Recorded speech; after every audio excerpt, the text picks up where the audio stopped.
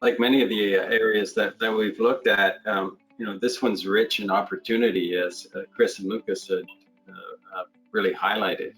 It's an area that the costs are typically hidden because we tend to measure costs within organizations by functional silos and even down to by task level.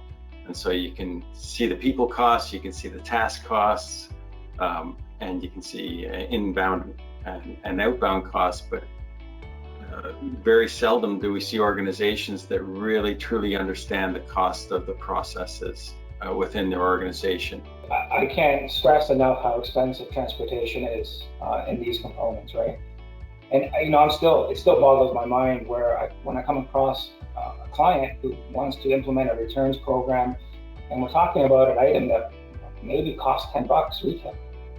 My cost of reverse logisticing that is much higher than the product itself. And you have to find more efficient ways at the end of the day to leverage the returns requirement of the industry.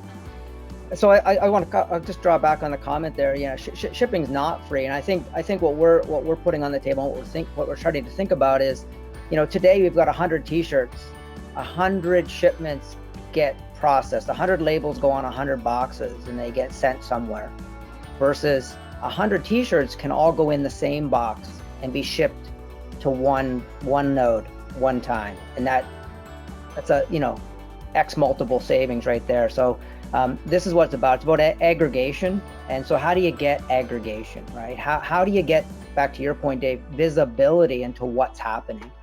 Well, we've got technology to help us with that, right? And we need the technology piped into the consumer's hands at the point of their regret.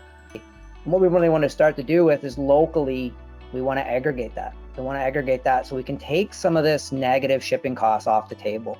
It's just not sustainable.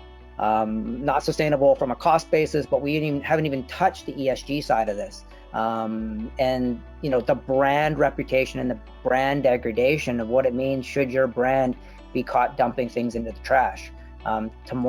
Today's consumer just isn't going to stand for that anymore.